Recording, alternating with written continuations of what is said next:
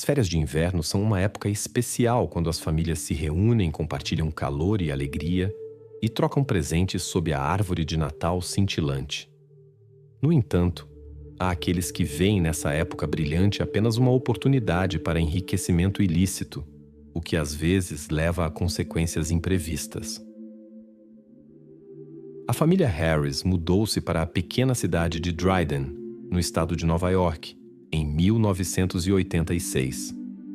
O chefe da família, Tony, recebeu a posição de gerente de vendas em uma empresa de Syracuse especializada em equipamentos eletrônicos. Em 15 anos de trabalho, construiu uma carreira impressionante. Realizando seu sonho de longa data, Tony construiu uma casa especial para seus entes queridos. Ele viveu 17 anos felizes com sua esposa Dolores. Seus filhos, Shelby, de 15 anos, e Mark, de 11 anos, frequentavam a escola local. Até 1989, a família estava totalmente integrada à comunidade local. Dolores, conhecida por seu talento culinário, frequentemente deleitava os vizinhos com produtos caseiros. Ela estava ativamente envolvida no conselho escolar e em trabalhos de caridade. Para expandir seus horizontes, abriu uma aconchegante loja de souvenirs e artesanato em um celeiro reformado ao lado da casa. Graças ao seu caráter aberto, Dolores rapidamente fez amigos em Dryden.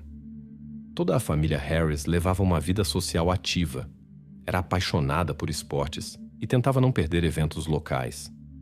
22 de dezembro de 1989 foi o último dia de aula antes das férias de Natal. Após as aulas, Shelby passou um tempo com seu namorado James. Por volta das 15h30, ela pegou o ônibus com amigos até seu ponto, apenas 10 minutos a pé de casa. Ela combinou de encontrar James mais tarde, por volta das 7 da noite. No mesmo dia, a amiga de Dolores, Rita, foi à loja para comprar souvenirs festivos. A loja estava aberta, mas a proprietária não estava dentro. Uma ligação para casa também ficou sem resposta. Surpresa com a loja destrancada, Rita combinou com Dolores a entrega das compras para 18h30. Mark, o Harris mais jovem, desceu do ônibus escolar por volta das 4h. O menino ficou com seus amigos jogando bolas de neve. Cerca de 15 minutos depois, Dolores telefonou para sua amiga Anne e discutiu um próximo evento esportivo. Na conversa, Dolores estava alegre e amigável como sempre. Tony estava terminando seu dia de trabalho neste momento. Às 15h15 ele saiu do escritório em direção à casa. A viagem normalmente levava cerca de 15 minutos. Ansioso pelas festividades, ele correu para casa para ver como sua esposa tinha decorado a casa para o Natal. Naquela noite, às 18h30, Dolores esperou em vão por sua amiga que havia prometido trazer as compras da loja. Uma estranha sensação de inquietação a atingiu quando as ligações telefônicas permaneceram sem resposta. A mesma situação ocorreu com o namorado de Shelby. Ela deveria visitá-lo às 19h, mas não apareceu. Apesar de várias tentativas de contatar a família Harris por telefone, a linha permaneceu constantemente ocupada. O jovem não deu muita importância e assumiu que Shelby simplesmente estava atrasada e ligaria mais tarde. No entanto, não houve notícias da família. Na manhã seguinte, por volta das 7h de 23 de dezembro, o som penetrante de um alarme de incêndio quebrou o silêncio uniforme do bairro. O vizinho da família Harris, acordado pelo sinal de alarme da casa em frente, esperou algum tempo na esperança de um falso alarme acidental. Quando o som não parou e ninguém respondeu à campainha, o homem preocupado recorreu à polícia. O policial que chegou inicialmente suspeitou de um falso alarme comum, como frequentemente ocorria durante a época do Natal. O bairro era considerado tranquilo. Incidentes eram raros aqui, especialmente na véspera de Natal. No entanto, marcas incomuns de pneus na entrada que cruzavam o gramado chamaram sua atenção. Ao se aproximar da casa, o policial ouviu o som persistente do alarme. Ninguém respondeu às batidas e toques de campainha. O primeiro pensamento foi a suspeita de um incidente doméstico. Talvez algum dos moradores tivesse tido um acidente durante o cozimento e dirigido sozinho ao hospital. Isso também explicaria as marcas da partida apressada pelo gramado. Para verificar sua versão, o policial decidiu entrar pela garagem destrancada. Dentro, foi recebido por fumaça e um forte cheiro de combustível. Mas o sinal mais perturbador eram os fios cortados do telefone da casa. Durante a inspeção do térreo, o policial não encontrou ninguém. Na sala de estar havia uma árvore de Natal festiva, sob a qual presentes de Natal não abertos podiam ser vistos.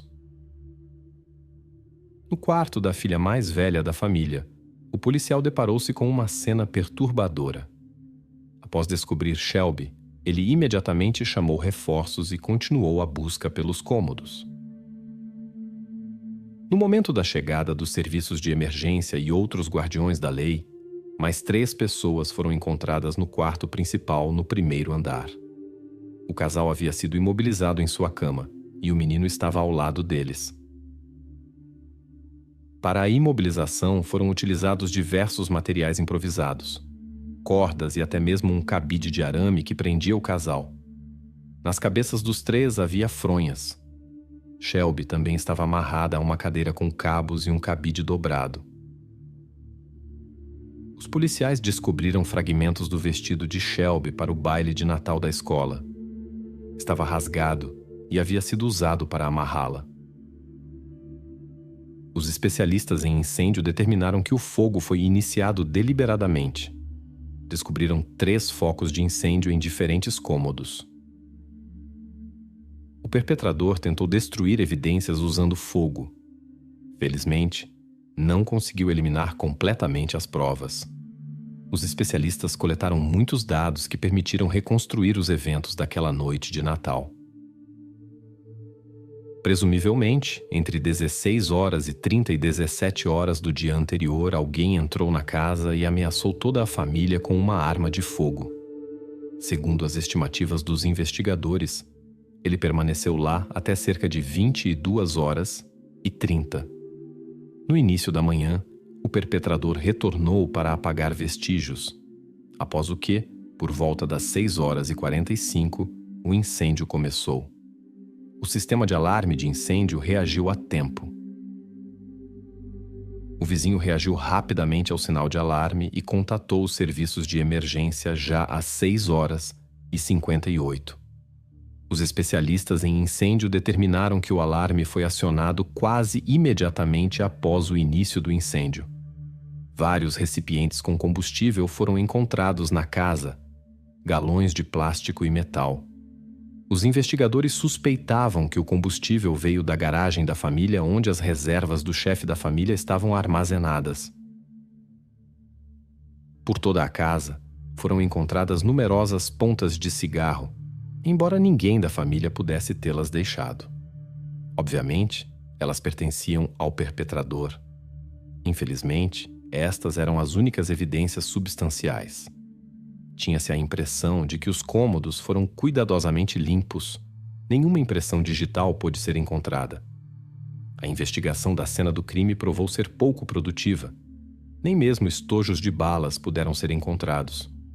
O perpetrador, obviamente, agiu metodicamente e tentou não deixar pistas que pudessem levar até ele. Uma peculiaridade do caso dificultou o trabalho dos técnicos forenses. As evidências foram destruídas com combustível. Não havia sinais de entrada forçada nas portas. Presumivelmente, a família tinha deixado o estranho entrar por conta própria, o que era comum nesta área onde todos se conheciam. Os moradores estavam acostumados a uma vida tranquila e não temiam por sua segurança. Agora a atmosfera na cidade tinha mudado. As pessoas olhavam com desconfiança para seus vizinhos e tentavam entender quem poderia ter trazido mal para toda a família. Os Harris eram considerados pessoas amigáveis e bondosas, sem inimigos.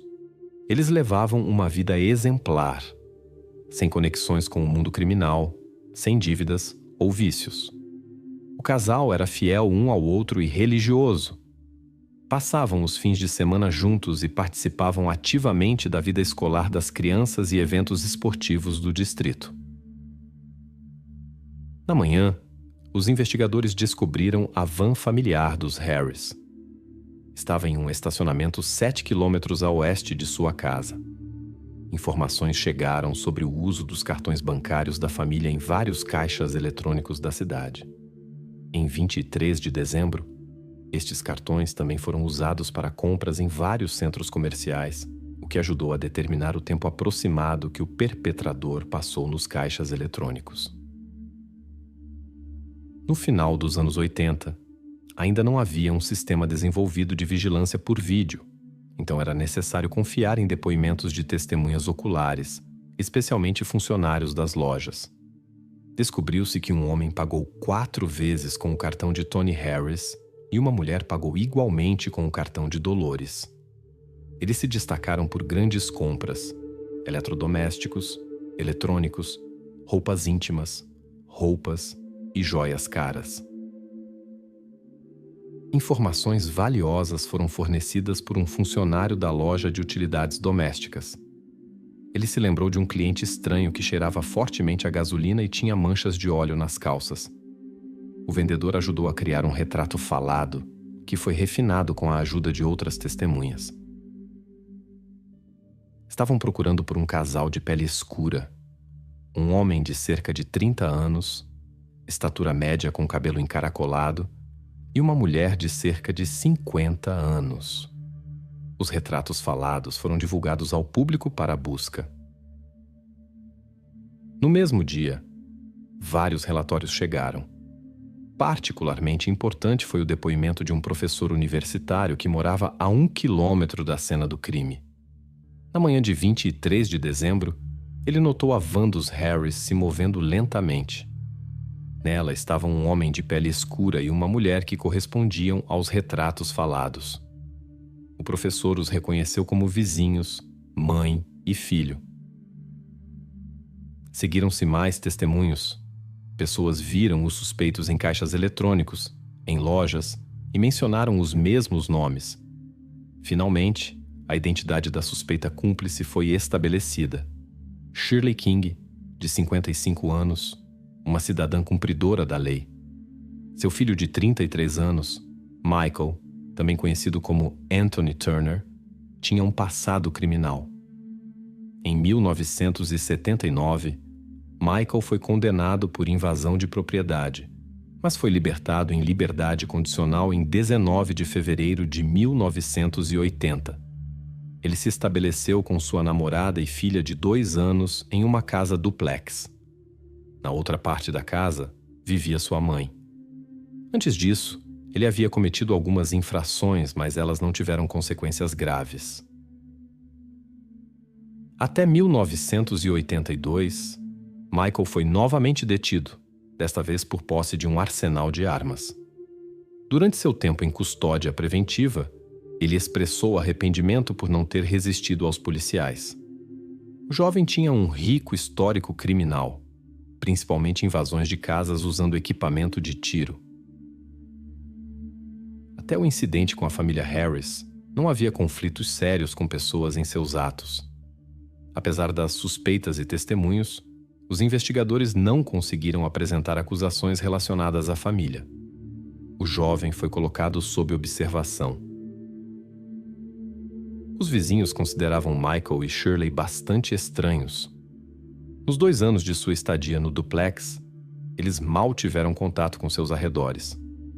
A proprietária contou que o casal devia $700 de aluguel e $550 de utilidades pouco antes dos tristes eventos.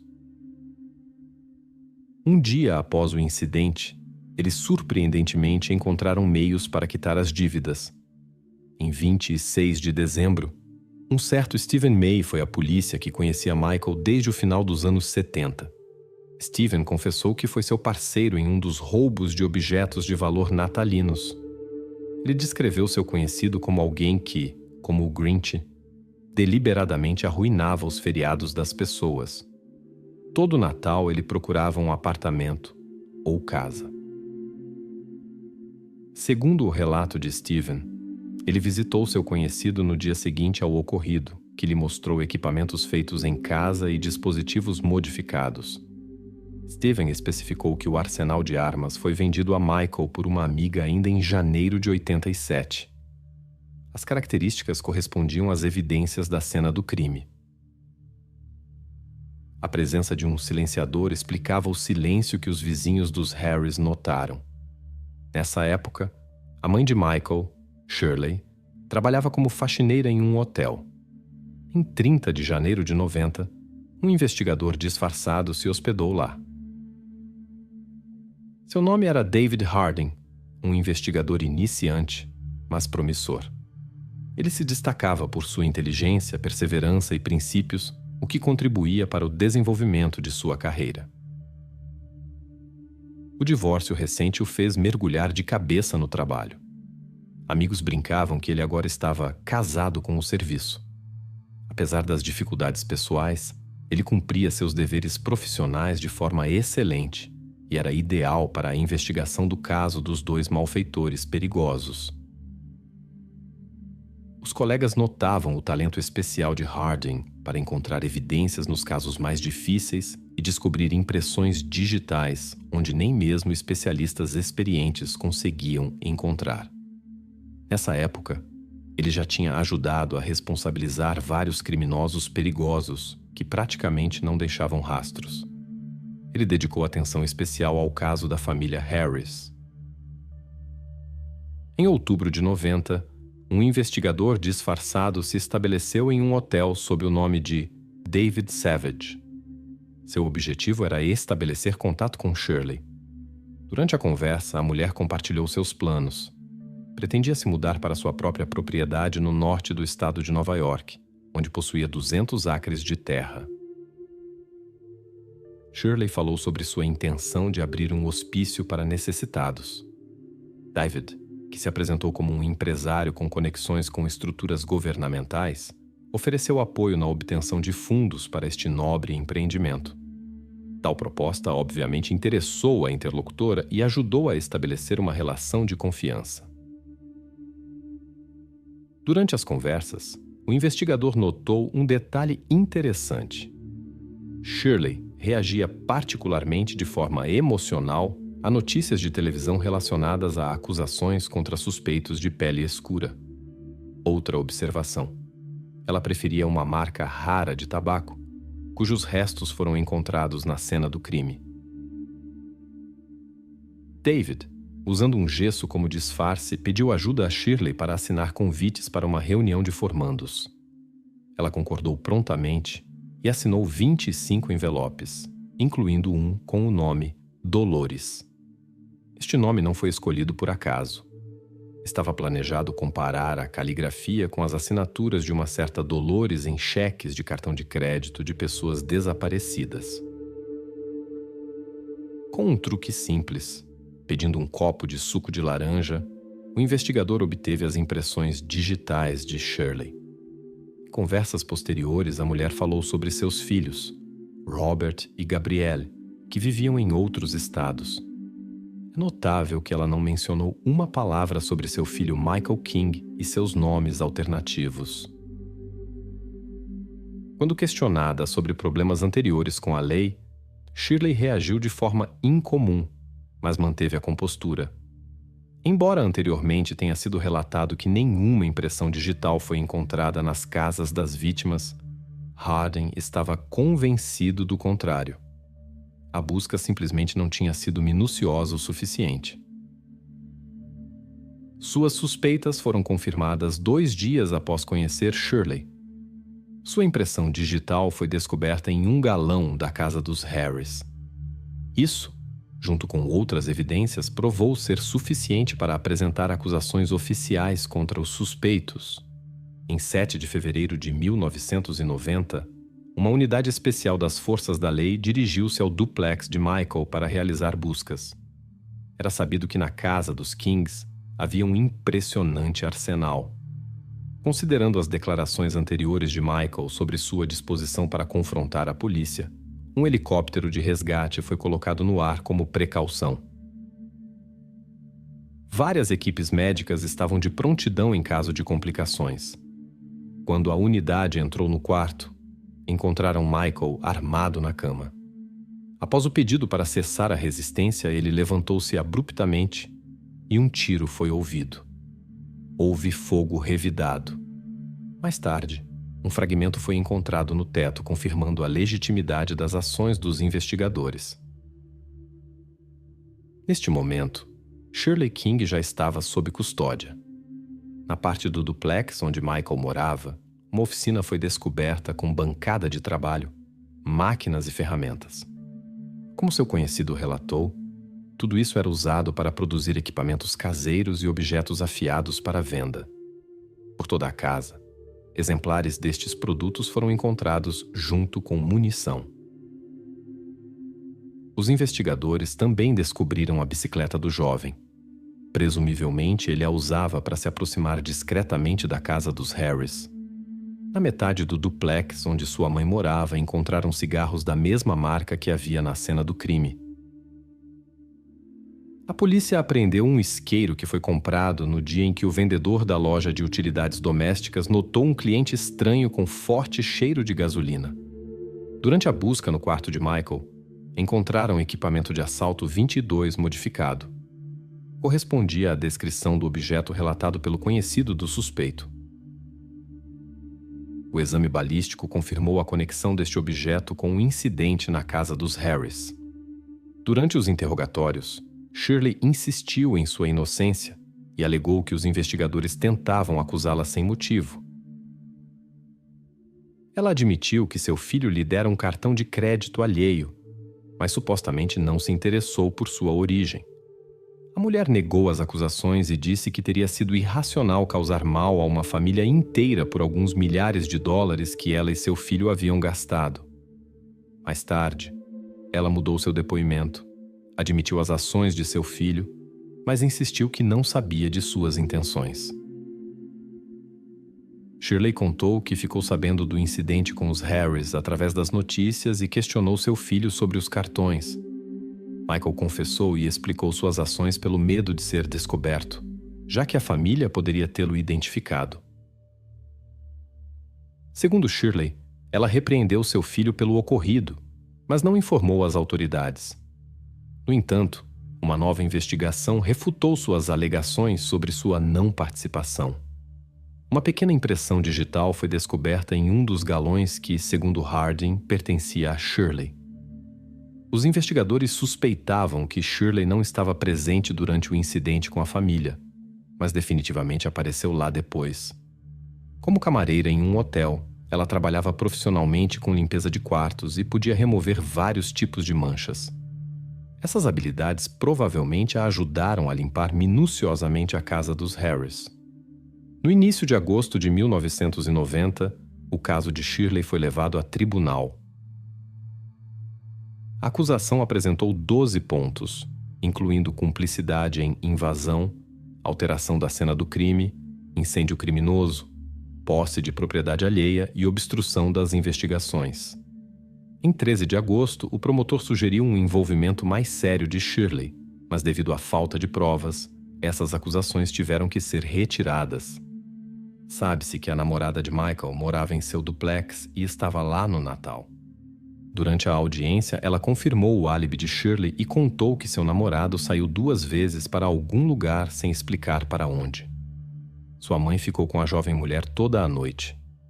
No entanto, ela suspeitava que a mulher tinha saído com Michael durante a noite. Segundo os investigadores, ela decidiu ajudar seu filho a encobrir os rastros após o incidente com os Harris. A principal testemunha de acusação foi David Harding. Seu depoimento emocional pareceu convencer definitivamente o júri do envolvimento de Shirley. O júri a considerou culpada em todas as acusações: incêndio criminoso, invasão de propriedade, falsificação de documentos, obstrução da justiça e posse ilegal de propriedade alheia. A sentença foi de 44 anos com possibilidade de liberdade condicional após 18 anos.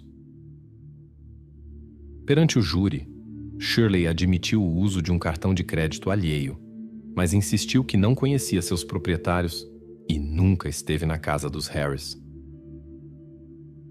Ela acusou David Harding de manipular evidências, ser tendencioso e difamar deliberadamente para encerrar o caso. Essas declarações foram ignoradas, mas a história tomou um rumo inesperado. No início de 1991, David Harding, ao tentar ingressar na CIA, submeteu-se a um teste de detector de mentiras. Ele não passou na questão sobre o caso de Shirley King, levantando suspeitas de possível falsificação de provas. Na verificação, descobriu-se que a impressão digital supostamente encontrada no galão e atribuída a Shirley nunca foi vista por ninguém. Os especialistas que originalmente trabalharam no caso confirmaram que não encontraram nada durante a investigação da cena do crime. David e seu colega policial foram acusados em vários casos semelhantes, incluindo a perseguição injusta de Shirley. Em novembro de 1992, o caso tomou um rumo inesperado. Harding confessou ter dado falso testemunho. O tribunal o sentenciou a 4 anos e meio de prisão. A mesma sentença foi dada ao seu colega policial que sabia das ações de seu colega e as acobertou. Este caso tornou-se o ponto de partida para uma revisão abrangente do trabalho da polícia de Nova York, que revelou todo um sistema de violações semelhantes. Como resultado, foram realizadas sérias reformas nos métodos de trabalho das agências locais de aplicação da lei. Após a confissão de Harding, Shirley foi libertada. Ela havia passado cerca de 2 anos e meio na prisão. A mulher confirmou seu envolvimento no uso de cartões de crédito alheios e falsificação de documentos, mas já havia cumprido integralmente a pena por esses crimes. Agora Shirley decidiu buscar compensação pelos danos morais sofridos. Ela recorreu ao tribunal que ficou do seu lado. Em 13 de dezembro de 2007, foi tomada a decisão de pagar-lhe $286 mil pelo estado de Nova York. O tribunal determinou que o departamento de polícia da cidade era responsável por negligência, supervisão inadequada e violações intencionais. Shirley depois confessou que queria olhar nos olhos de Harding durante o julgamento, quando suas ações ilegais foram reveladas. Ela estava certa de que teria visto mentira e medo em seu olhar. Em 2015, Shirley faleceu. Ela tinha 80 anos. Enquanto isso, a culpa de seu filho no caso do incidente com a família foi totalmente provada. Ele estava de fato envolvido no ocorrido com a família Harris. Os relacionamentos com crianças às vezes são difíceis, especialmente durante a transição para esta idade adulta, quando os pais tentam guiar seus filhos pelo caminho certo. Mas às vezes o cuidado excessivo pode levar a consequências imprevistas. Na pequena cidade de DeBary, na Flórida, não muito longe de Orlando, vivia Gail Clevenger, uma mãe e esposa de 46 anos. Nascida em 4 de julho de 1972, ela era uma de 6 filhos em uma família problemática. Sua primeira infância foi marcada por uma atmosfera difícil em casa. Os pais levavam uma vida caótica, abusavam de álcool, não cuidavam adequadamente dos filhos e não conseguiam manter um emprego por mais de alguns meses. Junto com 4 irmãs e um irmão, Gail cresceu em meio ao caos familiar, mas os irmãos conseguiram ser um apoio confiável uns para os outros. Surpreendentemente, todas essas dificuldades apenas fortaleceram o caráter de Gail. Ela se desenvolveu em uma personalidade otimista, amigável e confiante. Desde jovem, ela se interessou por arte, primeiro violino, depois pintura. Com o sonho de dedicar sua vida à arte, Gail entendeu que o caminho seria difícil sem o apoio dos pais. Ela decidiu começar com uma carreira mais segura. Em 1990, após se formar no ensino médio, ela se matriculou na Universidade de Miami para estudar arquitetura. Graças à sua inteligência natural e dedicação, ela provou ser uma excelente aluna e se formou com honras. A jovem e determinada Gail estava cheia de energia e ambição. Embora a arquitetura fosse considerada um campo difícil para mulheres, ela conseguiu encontrar um emprego em sua área em 1 mês. Sua carreira se desenvolveu rapidamente, mas sua vida pessoal não foi tão bem sucedida. Em meados dos anos 90, ela começou a namorar um jovem, e logo seu relacionamento resultou em casamento. Infelizmente, a união provou ser infeliz. Problemas que ela conhecia desde sua juventude voltaram à sua vida. Graças ao apoio de seus amigos, Gayle conseguiu terminar esse relacionamento. Seus parentes a ajudaram a se proteger de seu ex-marido e obter uma ordem judicial que o proibia de se aproximar. O único ponto positivo desse período foi o nascimento de seu filho Gregory Ramos, do qual ela manteve a custódia. Apesar de seu passado difícil, Gayle não perdeu a fé na possibilidade de construir uma família feliz. No início dos anos 2000, o destino a uniu a Daniel Clevinger. Ele provou ser uma pessoa calma e confiável que compartilhava seus valores familiares. Gayle sentiu que a felicidade finalmente estava sorrindo para ela. Embora fosse cautelosa no início, com o tempo ela se convenceu das intenções sinceras de Daniel. Após 1 ano, eles decidiram se casar. Em 2018, eles viviam como uma grande família. Gayle, Daniel, seu filho Gregory e os filhos de Daniel de seu casamento anterior, cuja mãe os havia abandonado em tenra idade. Assim, Gregory ganhou um meio-irmão e uma meia-irmã. Nessa época, a vida de Gayle estava indo bem.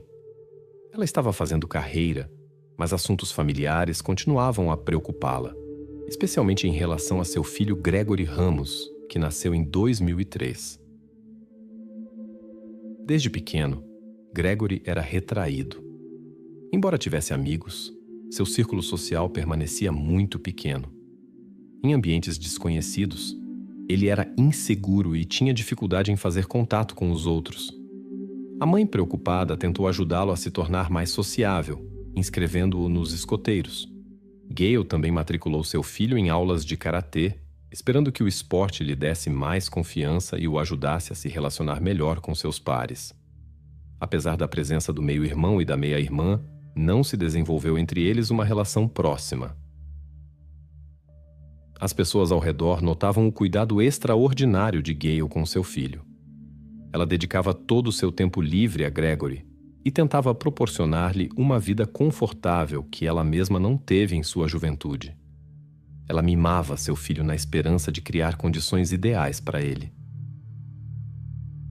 Até 2018, a família havia se estabelecido em uma casa espaçosa, onde cada um tinha seu próprio quarto. Gayle estava feliz por poder realizar seu sonho de uma vida familiar feliz. No entanto, nem todos compartilhavam seu otimismo. No ensino médio, Gregory permanecia retraído e tinha um pequeno círculo de amigos. Ele não se destacava entre seus colegas, mostrava desempenho médio na escola e demonstrava pouco entusiasmo por quaisquer atividades. Tinha-se a impressão de que todas as suas atividades eram mais por iniciativa de sua mãe do que por seu próprio desejo. Gregory era um jovem bastante fechado.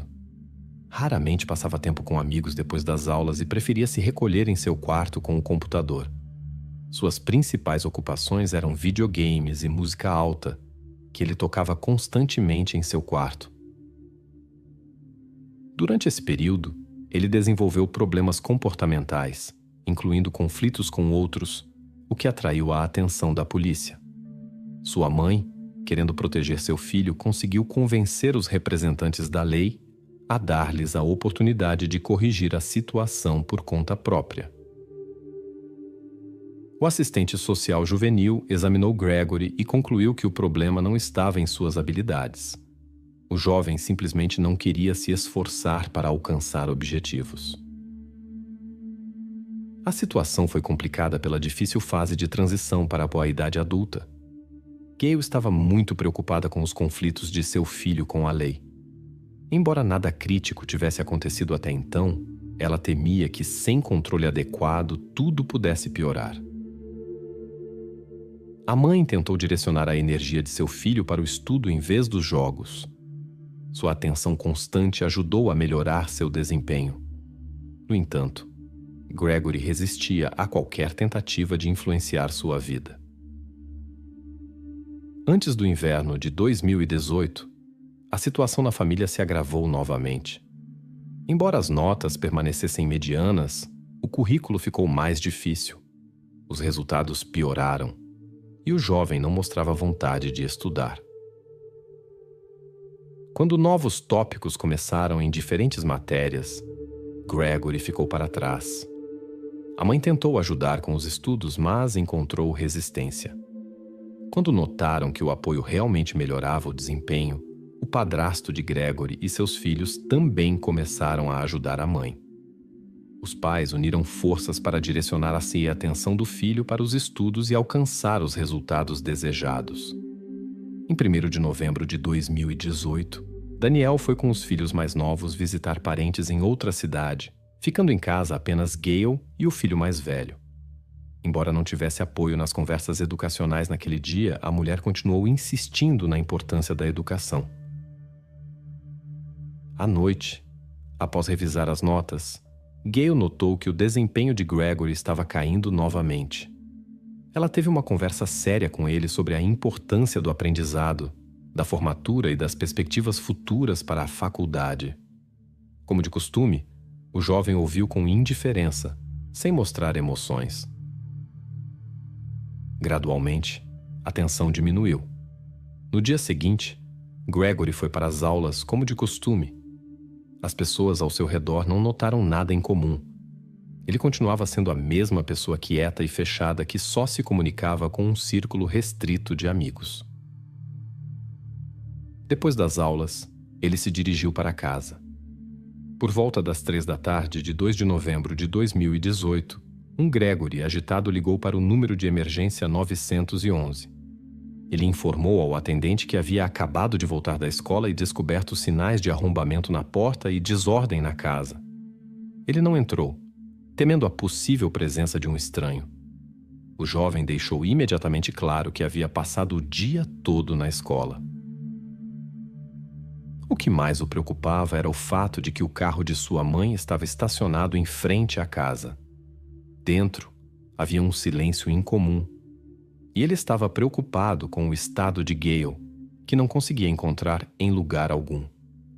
Gregory expressou a suposição de que sua mãe poderia estar no trabalho e ter ido para lá em outro carro. Possivelmente um colega a tinha levado pela manhã. No entanto, os sinais de arrombamento e a desordem na casa causaram séria preocupação com seu bem-estar. O operador do centro de emergência falou calmamente com o jovem e tentou esclarecer a situação. Uma viatura foi imediatamente enviada ao endereço indicado da família Kliminger. O preocupado Gregory esperava a polícia na rua. Ele apontou para a porta danificada e parecia muito preocupado. O incidente chamou a atenção dos vizinhos. Várias pessoas vieram apoiar o jovem visivelmente confuso. Gregory tentou ligar para sua mãe várias vezes, mas só ouvia a caixa postal. Na porta de entrada havia danos visíveis na área das dobradiças. Dentro havia caos total, móveis quebrados, objetos de vidro estilhaçados. O carro de Gale realmente estava estacionado em frente à casa. Na inspeção do veículo não foram encontrados vestígios suspeitos. Os policiais notaram que a devastação na casa não parecia um roubo comum. Parecia que alguém havia destruído a propriedade deliberadamente. Surpreendentemente, os vizinhos relataram não ter ouvido nenhum barulho. Segundo o depoimento de Gregory, tudo deve ter acontecido durante seu horário escolar. O mais preocupante continuava sendo a ausência de Gale. O jovem estava em um estado tão agitado que as autoridades decidiram levá-lo a um centro médico para exame e possível medicação calmante. A situação foi complicada pelo fato de que os demais membros da família estavam viajando. Apenas Gale e Gregory estavam na casa, o que tornava a situação particularmente perturbadora. Ninguém podia imaginar quem poderia estar envolvido neste incidente. Depois de investigar o passado da mulher, os investigadores consideraram o possível envolvimento de seu primeiro marido, com quem ela tinha um relacionamento complicado. No entanto, essa versão foi rapidamente descartada. O homem estava no trabalho, o que foi confirmado tanto por colegas quanto por gravações de câmeras. Os investigadores contataram Daniel, o segundo marido da desaparecida, esperando obter informações adicionais. O padrasto de Gregory estava chocado com o incidente e não conseguia imaginar quem poderia estar envolvido. Depois disso, o jovem foi chamado à delegacia para interrogatório. Os investigadores esperavam sua cooperação. Afinal, tratava-se de sua mãe. Mas desde os primeiros minutos notaram sua estranha hesitação em apoiar a investigação. Ele hesitava em suas respostas, e seu nervosismo inicial foi substituído por uma concentração incomum. Chamaram a atenção marcas recentes em seu corpo que pareciam sinais de resistência. No rosto de Gregory havia inchaços e sinais de contusões. Quando questionado sobre isso, ele explicou tudo com uma briga escolar. No entanto, quando foi solicitado a fornecer detalhes e nomear os envolvidos no conflito, sua história ficou confusa e pouco clara. Ele nem conseguia dizer os nomes dos instigadores. Parecia que o jovem estava inventando a história espontaneamente. Quando percebeu a desconfiança da polícia, Gregory começou a evitar esse assunto. Um dos investigadores notou as inconsistências e começou a observar o comportamento do jovem mais atentamente. No decorrer da conversa, sua preocupação aumentou. Os policiais acreditavam cada vez menos em suas palavras. Gregory passava constantemente a mão pelo cabelo, esfregava seus membros, fechava os olhos ao responder e cruzava os braços. Sua linguagem corporal revelava claramente inquietação e o desejo de se fechar à conversa. Os investigadores reconstruíram os eventos dos últimos 2 dias, quando ele havia ficado em casa com sua mãe para determinar o rumo posterior da investigação. Os policiais notaram algo estranho. Gregory podia relatar sua manhã e o retorno da escola minuto a minuto, como se estivesse lendo um cronograma. No entanto, tinha dificuldade em lembrar mesmo o horário aproximado do jantar de ontem ou do último encontro com sua mãe. Tinha-se a impressão de que ele havia planejado cuidadosamente especialmente este dia para não deixar lacunas temporais, mas havia negligenciado outros detalhes. Os investigadores estavam céticos em relação à história do jovem. Durante a conversa, um deles perguntou sobre o relacionamento de Gregory com sua mãe. Em vez de falar sobre a vida familiar como de costume, ele repetiu várias vezes que não tinha nada a ver com o incidente. Isso deixou os policiais intrigados. Até aquele momento, só se havia falado de um possível arrombamento, não de algo mais sério. Após uma hora de conversa, o comportamento de Gregory ficou mais notável. Ele começou a falar de sua inocência, embora ninguém tivesse perguntado sobre isso.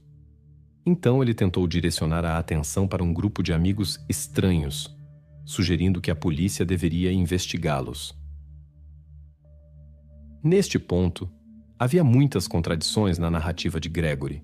Ele começou até a se confundir com os períodos de tempo que havia descrito anteriormente com precisão. Quando os policiais apontaram essas inconsistências, ele decidiu contar uma versão diferente. Segundo suas palavras, tudo começou no dia anterior, quando sua mãe o repreendeu depois da escola por causa de uma nota ruim em biologia. Em um momento emocional, ela levantou a mão contra ele pela primeira vez. Durante a conversa com os investigadores, Gregory contou sua versão dos eventos. Segundo suas palavras, houve um conflito sério entre ele e Gale, onde a situação saiu do controle. Após o incidente, o jovem decidiu em pânico esconder o ocorrido e levou Gale no carro. Ele dirigiu pela cidade por muito tempo, tentando organizar seus pensamentos. Em seu estado fortemente deprimido, Gregory pensou várias vezes em decisões irrevogáveis, mas se conteve e continuou dirigindo pela região. Finalmente, encontrou um lugar isolado perto de uma igreja abandonada. Ao olhar ao redor, o jovem notou um local com vestígios de fogueira. Lá, ele cavou uma depressão e levou Gale do carro para lá. Ele tentou remover essa aliança de casamento de sua mãe para vendê-la em uma casa de penhores e confundir a investigação. Mas a joia não pôde ser removida, mesmo após várias tentativas. Depois disso, Gregory simplesmente cobriu o local com folhas caídas e voltou para casa como se nada tivesse acontecido. Ele se sentia muito cansado e queria descansar antes das aulas do dia seguinte. Na escola, ele se comportou tão normalmente que nenhum dos colegas questionados notou algo estranho. No entanto, durante a noite, Gregory acordou e percebeu que o simples desaparecimento de sua mãe levantaria suspeitas. Por isso, ele decidiu simular um arrombamento antes da escola e depois ir para as aulas. Gregory planejava ir à polícia após seu retorno. Quando começou a criar a desordem, percebeu que era muito trabalho para uma pessoa e decidiu pedir ajuda a seus amigos. Na opinião dos investigadores, a encenação do incidente na casa foi bastante convincente. O conhecimento das aulas de criminalística pelas quais Gregory tinha especial interesse ajudou nisso. No entanto, ele cometeu alguns erros cruciais. O mais importante deles foi que ele não conseguiu manter o ocorrido em segredo. Gregory compartilhou a informação com seus amigos Dylan e Brian e fez isso até com certo orgulho. Ele pediu a seus colegas de escola para ajudá-lo a simular um arrombamento na casa. Contrariando suas expectativas, os amigos levaram a história como uma brincadeira, mas concordaram em participar da devastação. Enquanto os investigadores falavam com Gregory, seus amigos já estavam prestando depoimento na sala ao lado. Eles ajudaram a precisar a cronologia dos eventos e verificar a credibilidade das declarações do protagonista. Ficou claro que o ocorrido não foi espontâneo. Gregory agiu de forma premeditada. Seus amigos o pegaram de manhã para levá-lo à escola. No caminho, ele compartilhou informações inesperadamente perturbadoras que seus amigos interpretaram como uma piada. Gregory não se importou com isso. Para ele era mais importante que eles o ajudassem com a devastação da casa depois das aulas. O grupo perdeu a última aula e foi para a casa da família Clevenger. Dentro já havia caos, que Gregory havia começado pela manhã. A desordem que os policiais encontraram ao chegar era o resultado das ações conjuntas dos três. Os amigos causaram o caos com a permissão de Gregory. No entanto, os investigadores notaram um detalhe interessante. Alguns objetos permaneceram intocados. Todos eles pertenciam ao jovem. Entre os itens preservados estavam o presente de seu pai: uma espingarda de caça, um arco esportivo, um computador gamer e outros objetos valiosos para Gregory. Após concluir a devastação, os amigos simplesmente desejaram boa sorte e foram embora o plano ainda não estivesse completo. Depois disso, Gregory procurou as autoridades policiais e encenou um arrombamento. Ele deveria interpretar o papel do filho preocupado. Durante as investigações, alguns pertences de Gale foram encontrados com Dylan. Isso ajudou a obter uma confissão do jovem. Sua mentira foi facilmente descoberta, já que todos os objetos, exceto os pertences de Gregory, foram destruídos. O mais difícil foi obter um depoimento de Brian. Ele negou persistentemente seu envolvimento no incidente, embora os outros participantes já tivessem relatado o papel de cada um. Finalmente, com a ajuda dos depoimentos de outros, foi possível reconstruir a cronologia dos eventos. Quando essas informações foram apresentadas a Gregory, ele parou de negar. Ficou claro que o incidente foi cuidadosamente planejado com antecedência. Não parecia ser um acidente ou legítima defesa. Neste ponto, muitos conhecidos da família Clevenger haviam sido interrogados, confirmando o caráter difícil do jovem. Para eles, o comportamento de Gregory não foi surpreendente. Apesar da seriedade da situação, os três detidos continuavam se divertindo na delegacia e, obviamente, não entendiam a gravidade de suas ações. Dylan e Brian brincavam sobre possíveis punições sem compreender a seriedade da situação. Naturalmente, sua responsabilidade não era tão grave quanto a do principal envolvido. Agora a investigação precisava esclarecer a verdadeira extensão de seu envolvimento.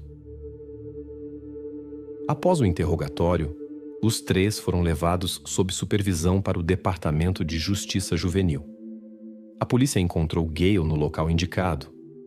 Era óbvio que as tentativas de apagar os rastros foram realizadas de maneira extremamente descuidada. Em 4 de novembro de 2018, Gregory Ramos foi acusado de eventos graves com sua mãe e de ocultar provas para evitar responsabilidade. Os processos judiciais ocorreram em uma atmosfera extremamente tensa. Gregory frequentemente mostrava emoções e pedia perdão. Muitos consideravam seu arrependimento insincero e viam nisso apenas uma tentativa de reduzir a pena. Os parentes estavam presentes no tribunal, abalados com os eventos. Daniel e as crianças sofreram muito com o ocorrido. Todos eles haviam desenvolvido um vínculo estreito com Gale. Houve muitas apresentações emocionais.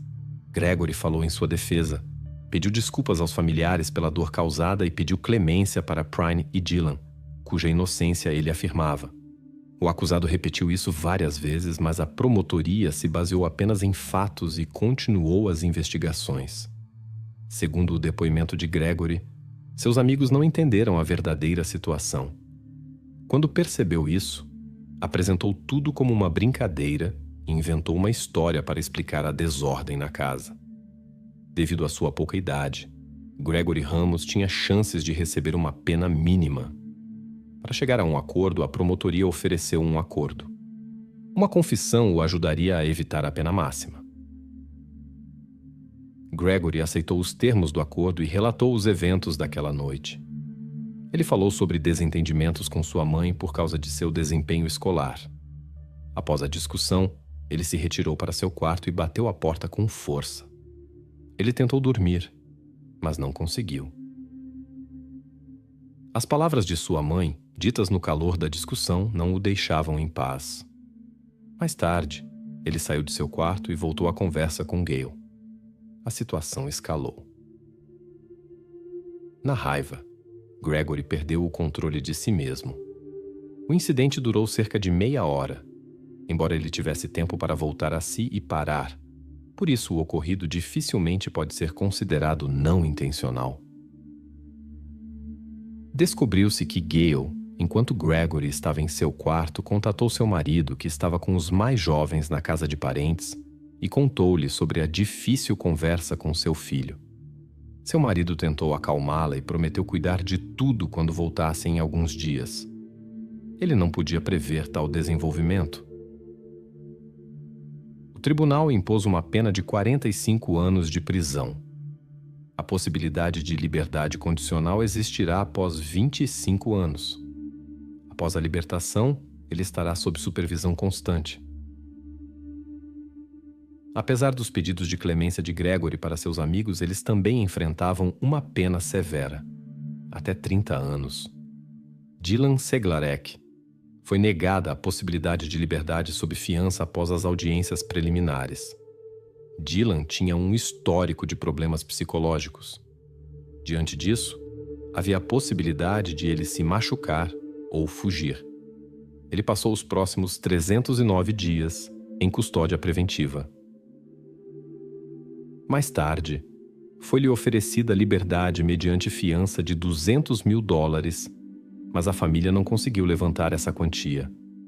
Até 8 de fevereiro de 2021, ele passou 828 dias na prisão do condado, sem admitir seu envolvimento no incidente. Por isso, o caso foi encaminhado a um júri. Nas audiências faltavam à acusação provas para comprovar a culpa do jovem. O juiz tomou uma decisão de compromisso. Dylan recebeu 10 anos de liberdade condicional.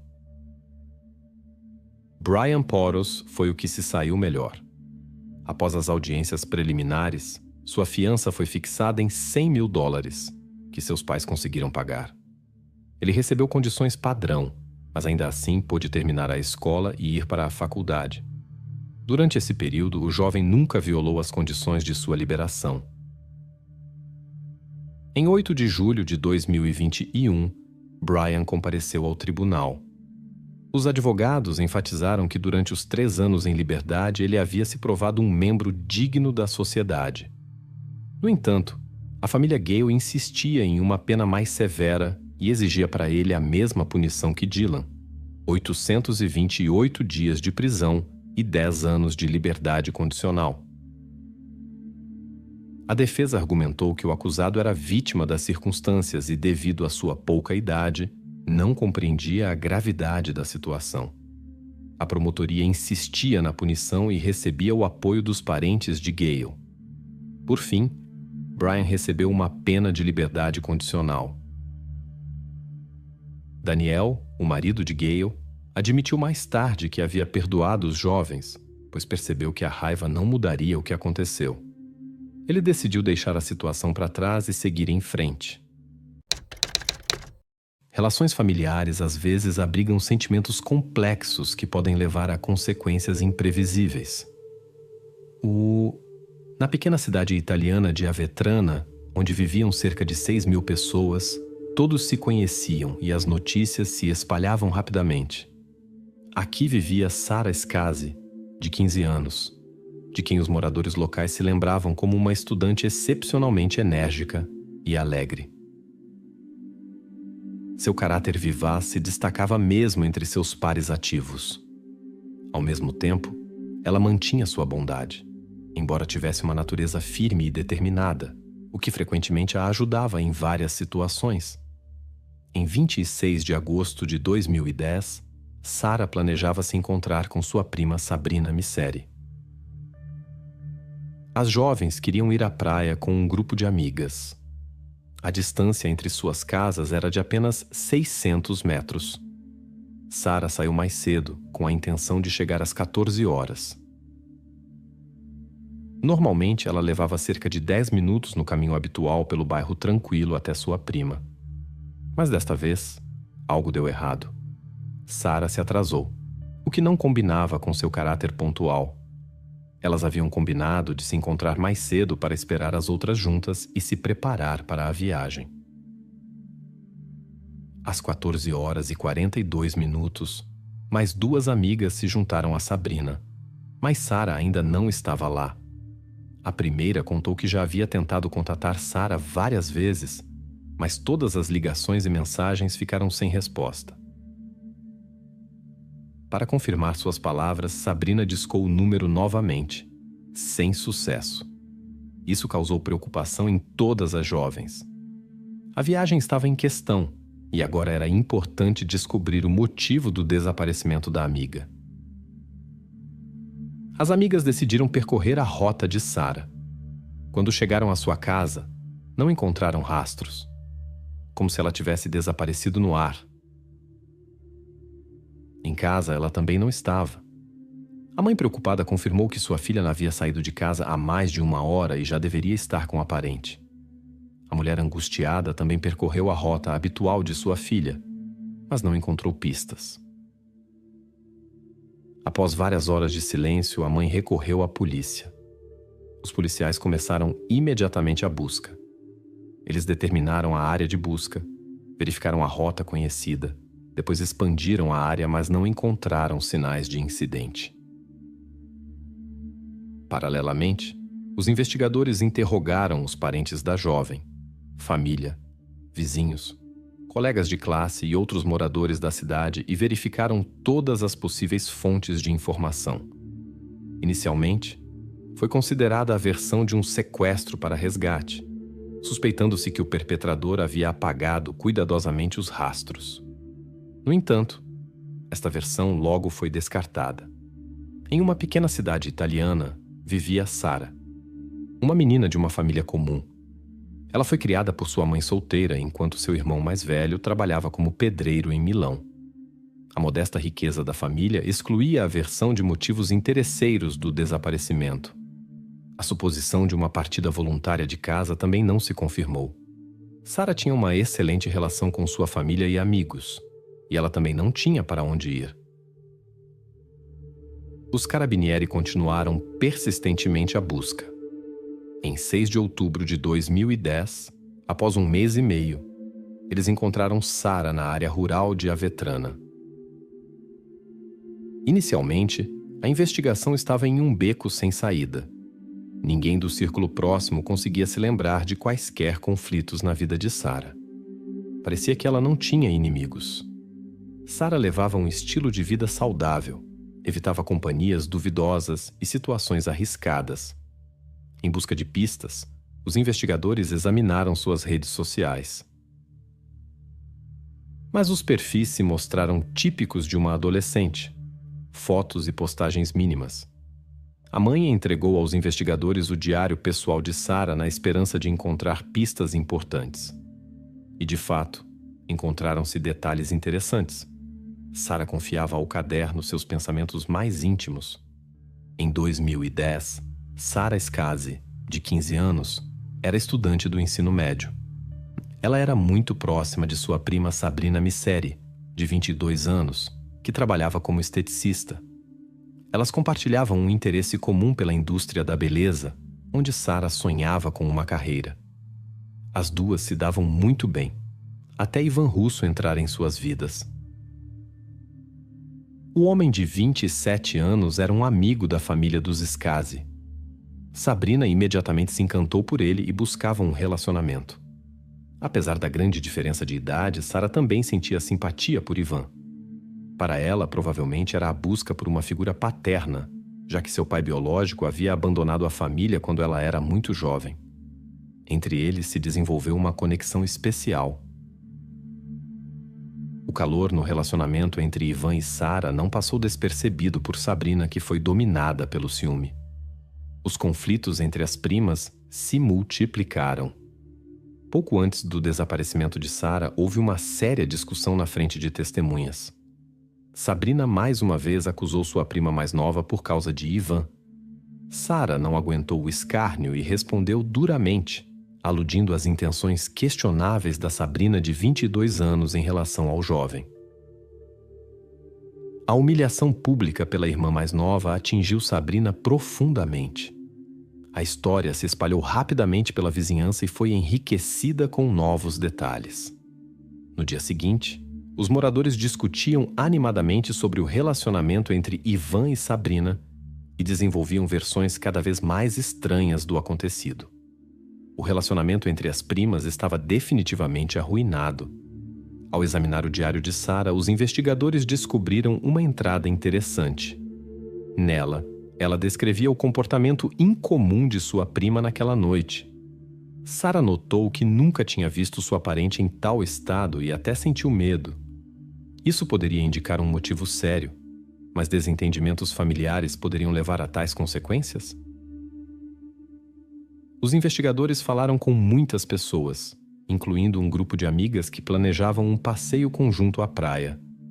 Graças aos depoimentos de testemunhas e parentes dos Scasi, foi possível reconstruir o curso dos eventos daquele dia. Na manhã de 26 de agosto, Sara visitou Sabrina, que estava realizando um tratamento cosmético em uma cliente. Sara mostrou interesse no trabalho de sua prima. A cliente notou certa tensão entre as parentes, embora não tenha observado conflitos abertos.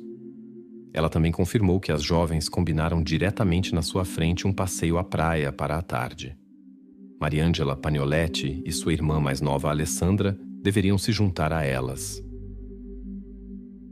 Segundo o relato da mãe de Sara, sua filha voltou da casa da prima por volta do meio-dia, mencionou os planos para a praia e foi fazer compras. Quando Sara voltou para casa, estava obviamente com pressa.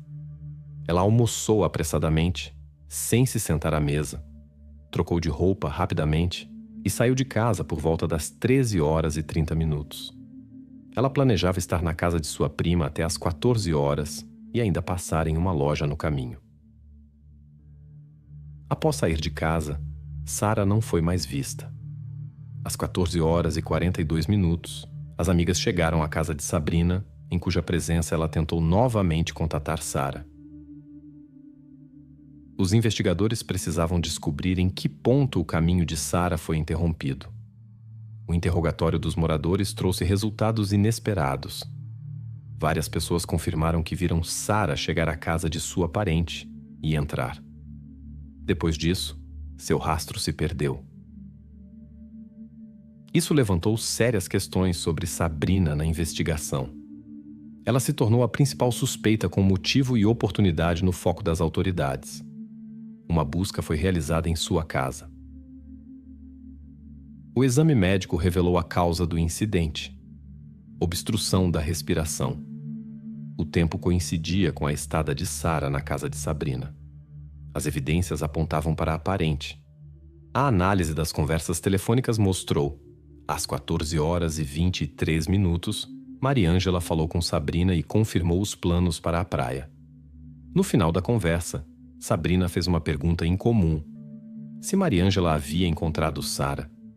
Isso parecia ilógico, já que as jovens tomavam rotas diferentes e não poderiam se encontrar. Tal pergunta parecia estranha, mas explicável se suspeitasse do desejo de um álibi.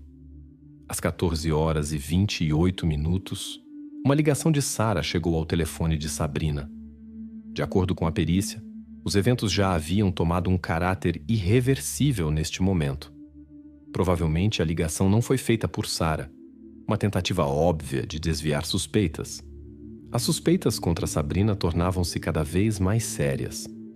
Os carabinieri conversaram com duas amigas que haviam planejado uma viagem à praia com Sabrina e Sara. Sua história continha detalhes interessantes.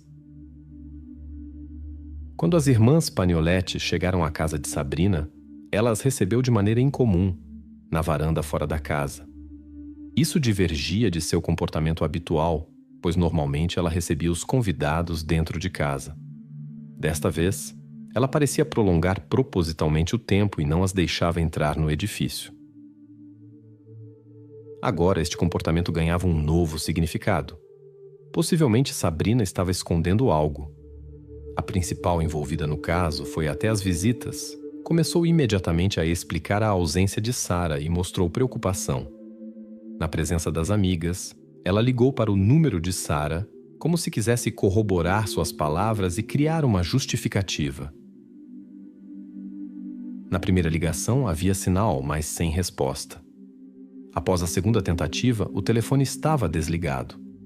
Sabrina chamou a atenção dos presentes para isso e começou a mostrar ainda mais preocupação. Tudo parecia suspeito. Os investigadores determinaram que neste momento eventos decisivos já haviam ocorrido na casa dos Misseri. Na residência foram encontradas evidências perturbadoras que indicavam o envolvimento de mais pessoas no incidente do que inicialmente se pensava. No poço, que se tornou o local-chave da investigação, os especialistas encontraram marcas de pneus e impressões. Estas puderam ser identificadas através da verificação do ambiente próximo. As marcas coincidiam exatamente com o perfil do carro da família de Sabrina. No entanto, surgiu uma estranha discrepância. O momento do aparecimento dessas marcas coincidiu com o período em que as jovens estavam na casa dos Misseri conversando com Sabrina. A análise dos materiais coletados mostrou: um papel-chave foi desempenhado pelo tio de Sara, Michele Misseri, pai de Sabrina. Segundo a reconstrução dos eventos, Sabrina ficou com muito pouco tempo para encobrir os rastros do incidente. Sabrina recorreu a seu pai pedindo ajuda para eliminar as evidências. O homem, incapaz de resistir à sua filha, escondeu tudo em um poço antigo. Nas proximidades foi descoberto um local de fogueira onde foram encontrados objetos pessoais de Sara e itens da casa dos Misseri. Michele tentou apagar os rastros, destruindo possíveis evidências no fogo. Apesar das ações bem planejadas, os suspeitos se traíram por seu comportamento, embora isso não fosse óbvio inicialmente. Após o registro do desaparecimento, Sabrina e sua mãe, Kazima Serana, participaram ativamente das buscas. Elas apareceram em programas de televisão, onde relatavam o desaparecimento de Sarah e pediam ajuda nas buscas. Isso se revelou apenas parte de uma série de manobras de distração. Discretamente, elas espalhavam diferentes versões através da mídia, desde um sequestro pela máfia ou pelo médico da família até uma fuga romântica de Sarah. Kazima Serana, desde o início, espalhou rumores sobre o pai de Sarah e o descreveu como um criminoso e membro da máfia. Até 2010, ele já havia deixado a família há muito tempo. Seu destino permanecia desconhecido. A mulher insinuou que o desaparecimento de Sarah poderia ser vingança de autoridades criminosas. Todas estas versões se revelaram apenas uma tentativa de confundir as investigações. No entanto, elas criaram um verdadeiro caos de informação que dificultou significativamente o trabalho dos investigadores. O poço com as evidências estava localizado longe o suficiente, o que prolongou a operação de busca. Cada atraso jogava a favor da família Misseri, que continuava construindo uma complexa rede de enganos para escapar da responsabilidade. Ao analisar o comportamento dos suspeitos, os investigadores notaram que apenas Michele mostrava sinais de inquietação mental. Nele foram observados todos os sinais de um colapso emocional. Em 29 de setembro de 2010, ele foi à polícia e relatou ter encontrado por acaso o telefone celular de Sarah no olival. As evidências contra a família Misseri começaram a se acumular. Ficou claro que o homem estava atormentado pela consciência. Michele foi secretamente à delegacia sem sua esposa e filha saberem. Obviamente, o telefone não poderia ter sido encontrado por acaso. Em 6 de outubro de 2010, Michele não aguentou mais a tensão. Ele confessou seu envolvimento no desaparecimento de sua sobrinha e alegou que tudo aconteceu na garagem. Suas declarações, no entanto, levantaram dúvidas na polícia. Na reconstrução dos eventos, Michele não conseguiu demonstrar suas ações de maneira credível. Sua versão não correspondia aos laudos médicos. Michele explicou suas ações como um colapso nervoso devido a um trator defeituoso. Inicialmente, ele negou motivos pessoais. Mais tarde, ele mudou seu depoimento e explicou que tudo aconteceu após a rejeição de Sarah. Segundo suas palavras, ele cometeu ações inadequadas e, então, causou danos irreversíveis. O exame médico, no entanto, não confirmou esta versão, o que aumentou as dúvidas sobre a veracidade desta confissão. A história que Michele contava estava sujeita a constantes mudanças. Em 15 de outubro de 2010, um detalhe importante apareceu em suas declarações. Ele mencionou pela primeira vez a presença de sua filha Sabrina na garagem durante o encontro com Sarah. Segundo sua nova versão, foi sua filha quem levou a jovem para o local onde ele consertava um trator. Sabrina teria insistido que seu pai desse uma lição em Sarah. Mas esta versão também não durou muito. Após longas conversas com os investigadores, Michele mudou novamente seu depoimento e agora alegava que tudo aconteceu por acidente. Segundo suas palavras, Sarah simplesmente caiu infelizmente enquanto brincava. Um ano se passou antes que o patriarca Misseri mudasse novamente seu depoimento para proteger Sabrina e assumir a responsabilidade. Os investigadores, no entanto, não perderam tempo. As evidências coletadas refutavam as palavras do homem. Elas apontavam para o envolvimento de Sabrina no desaparecimento de Sarah, mas não apenas dela.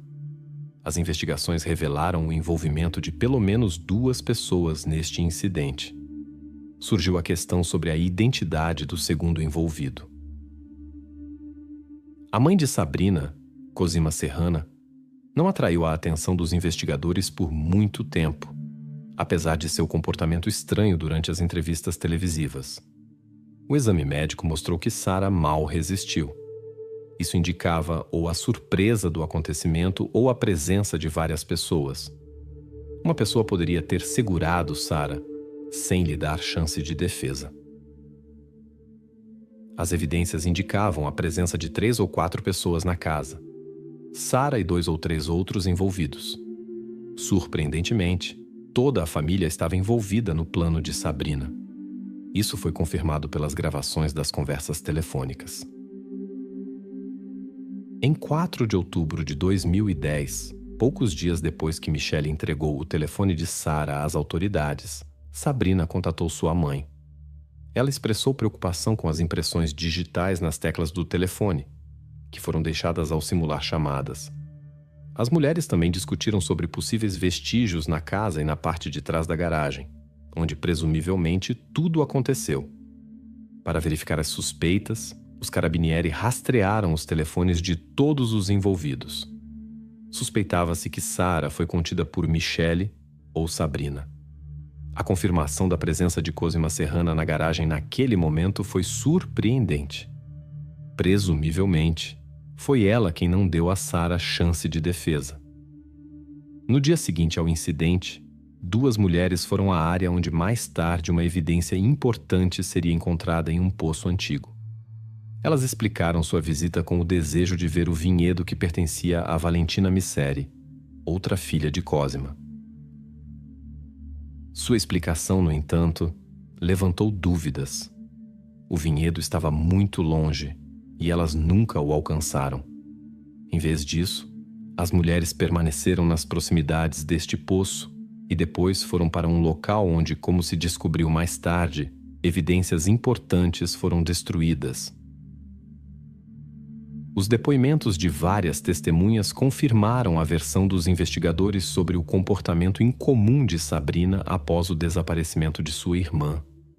Apesar do relacionamento próximo anterior que havia se deteriorado devido a um conhecido em comum, a suspeita falava de Sarah com uma frieza surpreendente, o que chocou toda a família. O caso atraiu grande atenção pública. Diferentes rumores perturbadores circulavam pela cidade, e muitas testemunhas provavelmente não queriam ter nada a ver com essas investigações. Entre eles estava o florista Giovanni Bucalieri. Durante o trabalho de jardinagem, ele testemunhou um conflito entre as jovens mulheres. Ele ouviu sons de uma luta e depois viu Sarah sendo levada para um carro. Mais tarde, quando não quis participar do processo judicial, ele retratou seu depoimento e fez uso de seu direito ao silêncio. Sua história original, no entanto, foi confirmada por seu colega e sua esposa. Ele havia compartilhado detalhes semelhantes com eles, e os intervalos de tempo coincidiam. Segundo Giovanni, ele viu Cosima levando Sarah do quintal para o porta-malas do carro. Esses eventos aconteceram exatamente quando as outras participantes da viagem chegaram à casa de Sabrina. Ela as recebeu na varanda e tentou impedir que as jovens entrassem na casa e vissem o que estava acontecendo no quintal. As inconsistências nas palavras dos suspeitos foram reveladas por um de seus primos. Pouco depois do desaparecimento de Sarah, ele falou com sua irmã, que descreveu detalhadamente as roupas da estudante. No entanto, na polícia, ela havia declarado que a desaparecida não tinha ido até ela depois do almoço. A descrição das roupas coincidia completamente, embora a jovem tivesse trocado de roupa antes de sair. Sabrina não poderia saber disso sem ter visto Sarah pessoalmente, o que claramente indicava uma mentira em seu depoimento. Os julgamentos começaram em 10 de janeiro de 2012 e se estenderam por muito mais tempo do que inicialmente esperado. Durante o processo, novas circunstâncias vieram à luz, revelando as verdadeiras intenções das mulheres acusadas. Atenção especial foi dada a uma foto de Sarah que foi enviada a Ivan Russo um dia antes do evento fatídico. A promotoria usou esta foto como evidência do envolvimento de Sabrina. Os investigadores determinaram que Sabrina tinha interesse romântico no jovem e estava com ciúmes de Sarah. No interrogatório, Ivan descreveu suas relações com ambas as jovens como amigáveis, quase familiares. Segundo suas palavras, Sarah o via como uma figura paterna e enviou a foto apenas para mostrar seu novo penteado. Com Sabrina, ele tinha uma relação amigável, bastante próxima, mas nada mais. Embora ela depois começasse a fazer-lhe elogios muito sinceros. Alguns dias antes do incidente, Ivan decidiu cortar contato com a persistente Sabrina. Seu comportamento insistente não lhe agradava, e a jovem em si não o atraía. Ivan enfatizou que esta decisão não tinha nada a ver com Sara. A acusação conseguiu reconstruir a cronologia exata dos eventos, apesar das tentativas dos envolvidos de apagar os rastros. Sabrina e Cosima foram responsabilizadas pelo desaparecimento de Sara. Michele Misseri recebeu 8 anos por ocultação de provas. Ele continuou assumindo a culpa, mas os investigadores provaram que seu único papel foi a destruição de evidências. Em 20 de abril de 2013, o tribunal anunciou a sentença. Sabrina Misseri e Cosima Serrana receberam prisão perpétua. Elas não concordaram com a decisão, e o advogado imediatamente entrou com um recurso. O novo julgamento começou em 16 de novembro de 2014. Nas audiências preliminares, foi estabelecido que as acusadas deveriam permanecer sob custódia durante todo o processo. As conversas entre os cúmplices foram examinadas com especial atenção, incluindo a primeira conversa entre Sabrina e seu pai após sua confissão. Seu comportamento revelou a certeza sobre seu envolvimento. Cosima fez declarações emocionais e tentou ganhar a simpatia do tribunal. Ela mencionou laços familiares e se referiu ao primeiro julgamento. A mulher insistiu que o caso foi construído para condenar inocentes. Segundo suas palavras, suas famílias sempre mantiveram relações calorosas com os Scassi e não teriam motivo para desejar mal a Sara. No tribunal, Michele estava presente, insistentemente, afirmando sua culpa exclusiva no caso. Ele repetia constantemente que sua filha e sua esposa não estavam envolvidas no incidente. A acusação, no entanto, estava convencida. O homem estava simplesmente tentando proteger sua família, assumindo toda a responsabilidade. Em 27 de julho de 2015, o Tribunal de Apelações confirmou a decisão original: prisão perpétua para ambas as mulheres. Como elas nunca admitiram seu envolvimento, os verdadeiros motivos não foram completamente esclarecidos. Ao analisar a última fase de seus relacionamentos, os investigadores suspeitaram de 2 motivos principais. O primeiro, ressentimento contra a prima por suas observações depreciativas. O segundo, rivalidade por causa de um jovem. Cosima provavelmente apoiou as ações de sua filha pelo desejo de proteger a reputação da família Misseri. Em sua opinião, as declarações públicas da sobrinha poderiam causar sérios danos ao nome de sua família. Aparentemente, isso foi suficiente para uma decisão irreversível, que elas viram como a única saída do conflito. Mais tarde, descobriu-se que havia outros envolvidos nesta história. O irmão de Michele, Carmino, e seu sobrinho Cosmo receberam 6 anos cada por ajudar a ocultar evidências.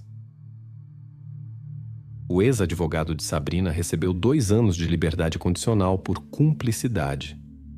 Giuseppe, o dono do hotel, foi condenado a 2 anos de prisão por falso testemunho.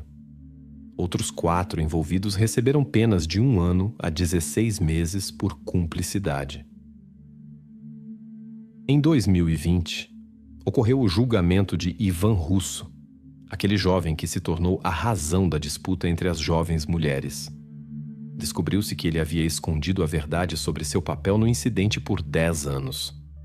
Naquele dia decisivo, contrariando seus depoimentos originais, o jovem encontrou-se com Sabrina e Sara meia hora antes da tragédia. Suas ações contribuíram para a intensificação do conflito entre as jovens mulheres. Por falso testemunho, Ivan foi condenado a 5 anos de prisão, mas posteriormente a sentença foi anulada e o jovem foi libertado. A maioria dos envolvidos no caso já cumpriu suas penas e retornou à vida normal. Uma exceção foi o sobrinho Cosma, que infelizmente não viveu para ver o fim de sua sentença devido a problemas de saúde.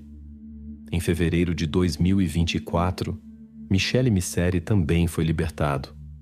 Sua sentença foi reduzida em 685 dias. 585 deles por bom comportamento, tais bônus são creditados semestralmente e cerca de 100 dias foram adicionados sob a Lei das Prisões Vazias. Um ano antes de sua libertação, o advogado de Michelle apresentou uma queixa sobre as condições de detenção. A cela de seu cliente tinha apenas 3 metros quadrados, sem chuveiro e água quente. Essas condições ficavam muito aquém dos padrões da Convenção Europeia sobre os Direitos dos Prisioneiros. Após sua libertação, Michelle começou a alegar que agiu sozinho e tentou dessa forma proteger sua esposa e filha. Segundo suas palavras, seus depoimentos anteriores foram alterados sob pressão da polícia. No entanto, até mesmo os parentes de Sarah consideraram que o grau de sua responsabilidade foi corretamente determinado. Os parentes de Sarah têm uma relação ambivalente com esta história. Sabe-se que os primos e homens do lado dos Scazzi estão dispostos a ter um encontro e possível restauração das relações familiares com a família Misseri. Segundo suas palavras, muito depende dele mesmo, mas todos eles concordam com a sentença para Sabrina e Cosima e consideram a decisão justa. O advogado de Michelle explicou o comportamento de seu cliente como um sentimento normal de culpa em relação à família. Em sua opinião, Michelle está tentando demonstrar isso dessa maneira e ainda espera conseguir uma revisão da decisão judicial para sua esposa e filha. Como o defensor contou em uma entrevista, desde sua libertação, Michelle escreve cartas todos os dias para Cosima e Sabrina, mas até agora não recebeu resposta. Atualmente, as opiniões sobre a decisão judicial estão divididas. Alguns acreditam que Michelle é o principal culpado e conseguiu confundir tanto as investigações que mesmo o sentimento de culpa despertado não ajudou a inocentar seus parentes. Outros apontam para Sabrina e Cosima, que tinham um motivo sério para se livrar de Sarah. Enquanto isso, Cosima e Sabrina continuam cumprindo suas sentenças de prisão perpétua. A história que será contada aqui nos faz refletir sobre o lado perturbador da natureza humana. Os psiquiatras observam que alguns criminosos encontram prazer em perseguir suas vítimas. Ellen Wake, carinhosamente chamada de Ellie por seus familiares, nasceu em Minneapolis, Minnesota. Ela tinha uma vida tranquila e pais amorosos. A jovem tinha inclinações artísticas, interessava-se por scrapbooking, dança, fazia joias com metais simples e amava muito música. Logo após o nascimento de Ellie, a família Wake se mudou para Westchester, Ohio. Lá, ela vivia com seus pais e seu animal de estimação, uma lagartixa. Desde pequena, ela mostrava grande curiosidade e podia até sujar seu vestido mais bonito quando algo chamava sua atenção. A natureza era sua paixão. Ela queria explorar tudo ao seu redor, sem se preocupar com pequenos detalhes como roupas sujas. Com o tempo, os interesses de Ellie se expandiram constantemente. Ela começou a cultivar plantas, costurava redes e obteve sua licença de esteticista no verão de 2018. A jovem sonhava em trabalhar por conta própria e, como ela dizia, tornar o mundo um pouco mais bonito. Tudo ia bem até que um dia Ellie recebeu uma mensagem desagradável de um perfil oculto nas redes sociais. No início, ela não deu atenção e pensou que era apenas uma brincadeira mal-sucedida. A situação foi se tornando gradualmente mais preocupante. Ellie recebia diariamente mensagens estranhas nas redes sociais de vários perfis desconhecidos. Tentativas de bloqueio não resolveram o problema. Mal uma conta era excluída, aparecia uma nova, às vezes no mesmo dia. Uma situação semelhante havia ocorrido há 1 ano, mas na época tudo parou rapidamente. Após alguns bloqueios, as mensagens indesejadas desapareceram. Agora o desconhecido mostrava persistência e usava diferentes plataformas e dispositivos, o que causou sérias preocupações na jovem que compartilhou com seus familiares. Mas isso foi apenas o começo. Após cerca de 1 mês dessa pressão, Ellie recebeu uma gravação em vídeo que a mostrava em sua cozinha. O remetente a havia filmado através da janela do lado de fora e depois adicionado gravações inadequadas de si mesmo. A situação foi muito além do assédio comum na internet e assumiu um caráter ameaçador. Ficou óbvio que o perseguidor conhecia o endereço de Ellie, por isso ela decidiu procurar a polícia. Ela frequentemente discutia a situação com sua amiga Hannah, que estava muito preocupada com sua segurança. Foi Hannah quem insistiu no envolvimento imediato das autoridades policiais e convenceu Ellie de que apenas eles poderiam fornecer a proteção necessária. Então, Ellie foi à delegacia e fez um boletim de ocorrência oficial. A jovem apresentou aos investigadores uma descrição completa dos eventos, incluindo fotos, mensagens perturbadoras e o referido vídeo inquietante. Os investigadores tentaram descobrir se o perseguidor poderia ter conhecido Ellie. Ela tinha apenas uma suspeita. Uma das contas se chamava Mickey, e ela já tinha conhecido alguém chamado Michael. Embora seu relacionamento não tenha terminado bem, ela acreditava que ele não tinha motivo para tal comportamento. Tudo havia acontecido há 1 ano. Ele há muito tinha cortado contato e provavelmente seguido em frente com sua vida. Os representantes da lei aconselharam-na a fazer aulas de autodefesa e evitar caminhadas noturnas. Apesar de seu pedido de ajuda, a situação não parecia causar-lhes preocupação especial. Após outra reclamação, ficou claro. Como o desconhecido não havia formalmente violado nenhuma lei, eles não podiam tomar medidas. Ellie levou as recomendações a sério e começou a frequentar aulas de autodefesa junto com sua mãe. No entanto, isso não mudou a situação. As mensagens perturbadoras continuavam chegando quase diariamente. Os investigadores não conseguiam rastrear a fonte dessas mensagens devido ao complexo sistema de criptografia. Era óbvio que o remetente ocultava cuidadosamente sua identidade. Embora houvesse maneiras de contornar a proteção, isso exigia um tempo considerável. Os policiais não mostraram zelo especial na investigação, e Ellie teve que lidar com a situação sozinha. Ela esperava um fim rápido para este pesadelo, mas o medo só aumentava. Na semana após a denúncia à polícia, o desconhecido apareceu 2 vezes perto da casa. Até a mãe de Ellie o viu. Nas 2 vezes, a mulher saiu para inspecionar o terreno, mas não encontrou ninguém. Mesmo os policiais que chegaram não conseguiram encontrar ninguém. Infelizmente, a pressão constante mostrou seus efeitos. Após esses eventos, Ellie começou a ter medo de ficar sozinha em casa. Amigos frequentemente passavam a noite com ela e a mãe também tentava ficar por perto para que sua filha pudesse ter ao menos um pouco de paz. O perseguidor misterioso entrava facilmente na propriedade, sem deixar rastros. Durante esse período, Ellie estava em estado depressivo e sofria de insônia. Todos os seus pensamentos estavam focados apenas em questões de segurança pessoal e autodefesa. Felizmente, após uma semana surgiu uma pista importante. Ellie descobriu uma nova conta no Snapchat com o nome Mickey. Ela se lembrou que seu ex-parceiro se chamava Michael Strauss. Após ponderar os fatos, a jovem procurou novamente as autoridades policiais. Mas o mesmo policial ignorou suas preocupações novamente. Na opinião da polícia, eles tinham casos mais importantes para resolver do que lidar com os ex-admiradores da jovem. O relacionamento de Ellie com Michael começou por interesses em comum, arte, música e festas. Mas logo o relacionamento se deteriorou devido ao seu comportamento manipulador e dominador. Michael insistia em jogos de interpretação estranhos, para os quais Ellie não estava preparada.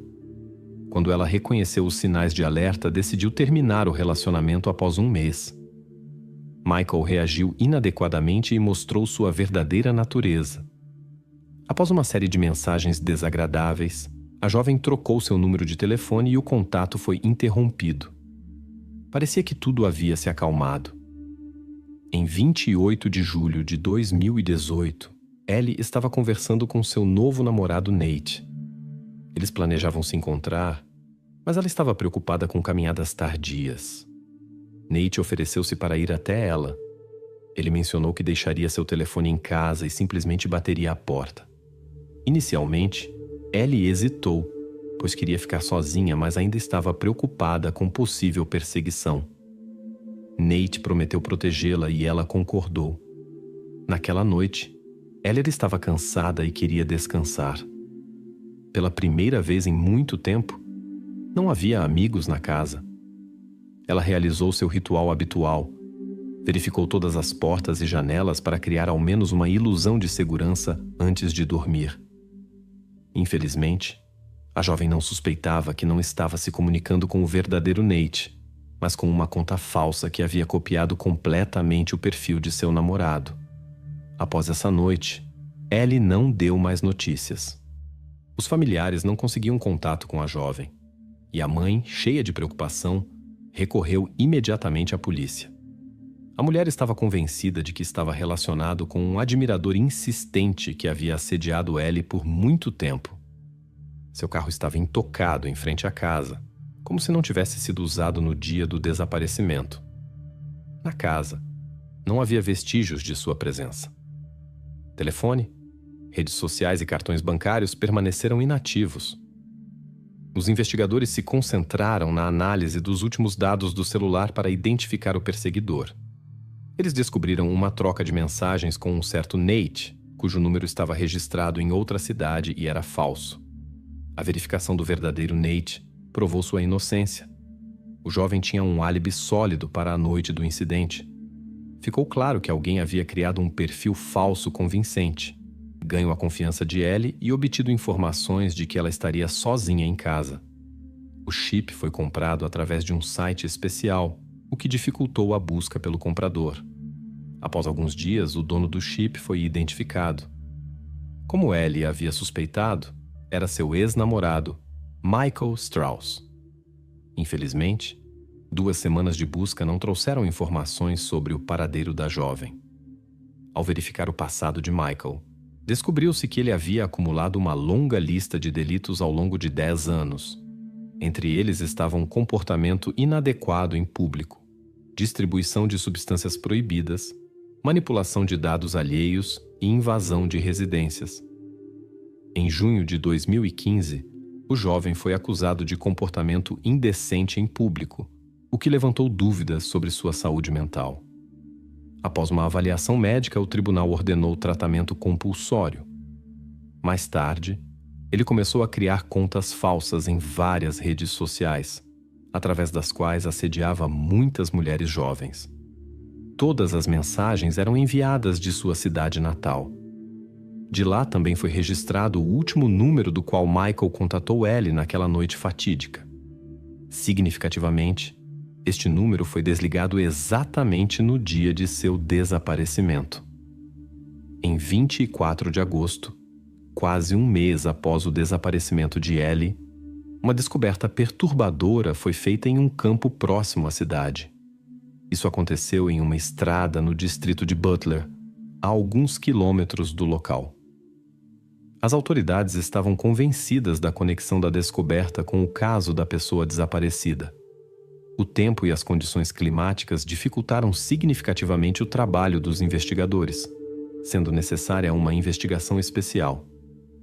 À beira da estrada foi encontrado um pacote envolto em fita adesiva. Os especialistas encontraram sinais de que a pessoa havia sido submetida a severos testes. Após minuciosa investigação, os especialistas determinaram as circunstâncias do incidente. Notavelmente, o local da descoberta ficava-se apenas alguns minutos a pé, atravessando um campo da casa de Michael Strauss. Durante todo esse tempo, o público e os jornalistas acompanhavam ansiosamente a busca por Ellie. Família e amigos não perdiam a esperança de encontrar a jovem. Eles acreditavam que ela estava em algum lugar e podia ser resgatada. Infelizmente, uma notícia da delegacia destruiu todas as suas esperanças. No início da manhã, às 4 horas, os policiais prenderam o principal suspeito. A prisão de Michael Strauss causou grande comoção. A polícia teve que fazer grandes esforços para manter a cena do crime intacta. A área foi isolada. Especialistas trabalhavam lá. Drones sobrevoavam a casa do suspeito e documentavam os acontecimentos. Michael foi detido com a possibilidade de ser libertado mediante fiança de $4 milhões. Ele foi imediatamente classificado como especialmente perigoso. Paralelamente, foram realizadas buscas minuciosas em seu apartamento e na cena do crime. Os especialistas encontraram vestígios biológicos de Michael. A investigação de seu computador e telefone mostrou que numerosas contas online e números foram registrados a partir de seu endereço. Ele os trocava constantemente para continuar perseguindo seu alvo mesmo após os bloqueios. No histórico de busca foram encontradas informações sobre várias ações ilegais, conhecimento jurídico e possíveis punições. Ele mostrou particular interesse em um caso de um criminoso de Cincinnati. A última busca desse tipo foi realizada em 18 de julho, 10 dias antes do desaparecimento da jovem. Nos dias seguintes, ele procurou informações sobre a vida em instituições penais e suas regras não escritas. Obviamente, o criminoso estava ciente da gravidade de suas ações e entendia a inevitabilidade das consequências. O mais perturbador era que ele não mostrava medo, mas se preparava metodicamente. Ele procurou maneiras de excluir fotos irreversivelmente da iCloud. Nos intervalos entre as preparações, ele assistia a materiais proibidos com conteúdo particularmente perturbador. Algumas das buscas descobertas pelos investigadores eram tão assustadoras que foi decidido não publicá-las. Por muitos indícios, Michael representava uma séria ameaça à sociedade, e suas ações podem não ter se limitado a um incidente. Como confirmação disso, encontraram em seus dispositivos muitas gravações e imagens de mulheres praticando esporte em parques da cidade. Presumivelmente, ele observava aquelas que treinavam regularmente em locais isolados. É muito provável que todas elas estivessem em perigo e apenas por acaso escaparam de um encontro com ele, diferentemente de Ellie, para quem ele tinha um plano especial.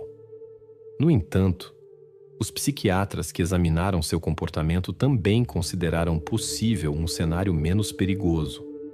Algumas pessoas com transtornos se contentam em observar os outros. Porém, logo surgiram evidências que confirmaram os piores temores. Michael seguiu repetidamente potenciais vítimas de carro e até tentou fazer contato, mas felizmente as mulheres conseguiram escapar. Os novos dados precisavam ser verificados e a lista de incidentes possivelmente ampliada. No telefone do suspeito, foi encontrado um mapa com uma marcação não muito longe do local onde Ellie foi posteriormente descoberta. As circunstâncias pareciam suspeitas e exigiam investigação, mas a busca permaneceu sem resultados. Após sua prisão, Michael permaneceu calmo. Ele explicou suas estranhas buscas na internet e os materiais encontrados como preparação para filmagens de terror.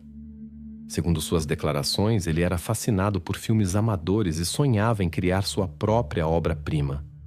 Ele também justificou seu comportamento incomum em relação a Ellie e a vigilância como preparação para a atuação.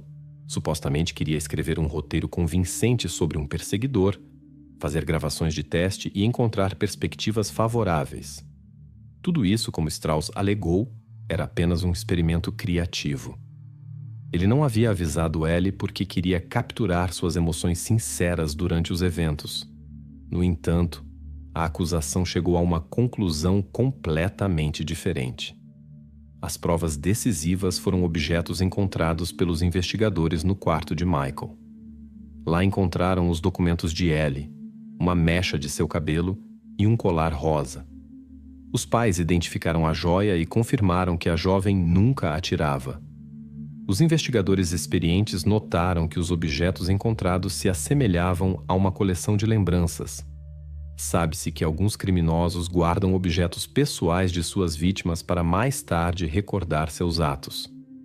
Durante os interrogatórios, Michael se comportava de maneira desafiadora e arrogante. Parecia que ele estava tentando deliberadamente tirar os policiais do sério. Ele não mostrou remorso e constantemente procurava justificativas para suas ações.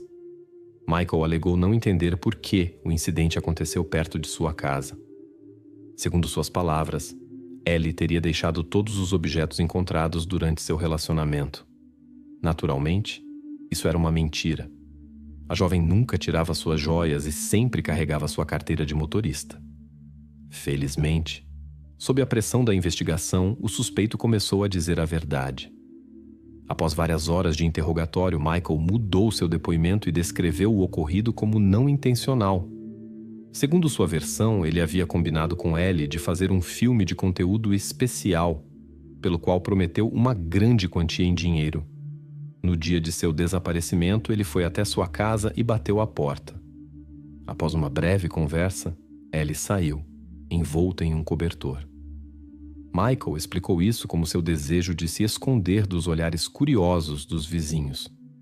Eles chegaram à casa de Michael, onde ele começou as gravações no porão. Segundo ele, tudo aconteceu consensualmente, mas a situação saiu do controle. Mais tarde, Strauss explicou que havia apagado a gravação e jogado fora o cartão de memória. A versão do suspeito levantou dúvidas nas autoridades investigativas. Durante a busca em sua casa, foi descoberto no porão um quarto estranho com uma cama e algemas. Os especialistas examinaram minuciosamente este local e encontraram provas importantes. Vestígios da presença de Ellie lá, o que foi posteriormente confirmado por testes de DNA. Os investigadores não acreditaram nas declarações de Michael sobre a participação voluntária da jovem em seus projetos. Eles sabiam como ele a havia atraído para fora de casa sob o pretexto de um novo relacionamento. Os familiares de Ellie também negaram categoricamente a possibilidade de seu consentimento para tais gravações. Obviamente, ela estava naquele porão contra sua vontade. Particularmente perturbador era quão calmamente Michael falava sobre os últimos momentos do incidente, como se fosse um assunto cotidiano para ele. Após sua prisão, a polícia recebeu relatos de pessoas convencidas do envolvimento desta pessoa em outros incidentes. Apesar do trabalho meticuloso dos investigadores, a ajuda do FBI foi necessária para revelar toda a extensão de suas atividades, tanto na internet quanto na vida real. Os agentes examinaram seu perfil psicológico e analisaram extensas evidências digitais. Finalmente, Michael foi acusado de vários crimes graves com circunstâncias agravantes, incluindo ocultação de provas e outros delitos. A base de provas incluía mais de 800 páginas, e todos os materiais foram apresentados aos jurados durante o julgamento. No entanto, a defesa manteve uma versão diferente dos eventos. O advogado alegou que Ellie havia consentido com a gravação e entendido as possíveis consequências. Ele insistiu que não havia premeditação. O defensor tentou construir uma versão segundo a qual Ellie tinha problemas com seu estado mental e o ocorrido poderia estar relacionado com o uso incorreto de medicamentos. Mas a acusação tinha os resultados de um exame médico que mostrava a ausência de quaisquer medicamentos ou álcool no organismo da jovem. As suposições do advogado sobre seu estado mental afetaram profundamente os familiares, pois a inquietação de Ellie surgiu justamente devido à persistente atenção de Michael. Após as audiências preliminares, o réu surpreendentemente confessou sua culpa. Para a família, isso significou o fim de um processo exaustivo. Eles não precisariam ouvir todos os detalhes pesados do ocorrido. No entanto, essa decisão também levou a uma redução da pena. Pelo menos 6 acusações foram retiradas como parte de um acordo processual. Na sessão final, Strauss dirigiu-se aos familiares de Ellie com um discurso detalhado e expressou seu arrependimento pelo ocorrido. Por favor, acreditem de todo o coração. Eu nunca quis fazer mal a ninguém. Se houvesse uma maneira de mudar tudo, eu trocaria de lugar com Ellie sem hesitar. Os familiares da jovem interpretaram essas palavras como mais uma manipulação. Mais tarde, a mãe do jovem encontrou-se pessoalmente com a família de Ellie para expressar seu profundo pesar. Ela não conseguia acreditar que tinha criado durante todos esses anos uma pessoa capaz de algo assim. Seu arrependimento soou muito mais sincero. A acusação insistiu na pena máxima. A defesa, como esperado, pediu clemência. Michael foi condenado a uma longa pena de prisão com possibilidade de liberdade condicional após 15 anos. Adicionalmente, recebeu 1 ano e meio por perseguição e ameaças, e 1 ano por comportamento inadequado. Todas as penas devem ser cumpridas consecutivamente. Na opinião do juiz, o réu merecia uma chance de reabilitação. Considerando o tempo já cumprido em prisão preventiva, sua primeira possibilidade de libertação ocorrerá em 2036, a próxima em 2041. Essa decisão causou indignação na família Wake. Eles anunciaram que estariam presentes em cada reunião da comissão para impedir sua libertação. Muitos ainda se perguntavam sobre as razões do ocorrido. Por que Michael fez isso 1 ano após o término? Por que ele não conseguiu seguir em frente? Ele próprio não deu uma explicação clara e continuou falando de um acidente durante a gravação. A acusação suspeitava que a gravação poderia realmente ter sido feita, mas sob outras circunstâncias, devido a intenções doentias. Após a prisão de Michael, os familiares de Ellie recorreram à promotoria. Os familiares exigiram que todos os policiais que não puderam ajudar a jovem quando ela pediu proteção fossem responsabilizados. Uma investigação interna foi iniciada. Descobriu-se que um dos investigadores havia cometido sérias violações.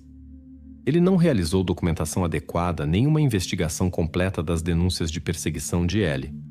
Como resultado, este oficial foi suspenso do serviço. Na prisão, Michael compartilhou informações perturbadoras sobre Ellie com seu companheiro de cela e insinuou que ela não foi a única vítima. Isso confirmou as suspeitas da polícia e os depoimentos de testemunhas de que Michael já havia perseguido outras mulheres anteriormente. Em conversa com seu companheiro de cela, ele mencionou uma certa Shelley, com quem ele havia agido de maneira semelhante e que depois deixou perto de um riacho nas proximidades da cidade. A polícia verificou essa informação, mas não encontrou confirmação. Em janeiro de 2018, a polícia recebeu um relato sobre um incidente no parque. Um desconhecido com moletom preto com capuz e máscara atacou uma jovem durante sua corrida. Ele tentou arrastá-la para os arbustos e ordenou que ela ficasse em silêncio. Felizmente, ela conseguiu se soltar e fugir. Michael também está sendo investigado por uma possível conexão com outro caso não resolvido de grande repercussão. Caitlin Markham desapareceu em agosto de 2011 de sua casa em Fairfield, Ohio. Isso aconteceu após uma festa na qual Michael estava presente. Neste evento, Caitlin tirou fotos com seu namorado e Michael. Em 2013, em Cedar Grove, Indiana, foram feitas descobertas perturbadoras relacionadas ao seu desaparecimento. Os investigadores descobriram procedimentos similares aos de outros casos neste incidente. As investigações continuam até hoje. Existem suspeitas sobre o envolvimento desta pessoa em outros casos similares, mas até agora não foram encontradas evidências suficientes.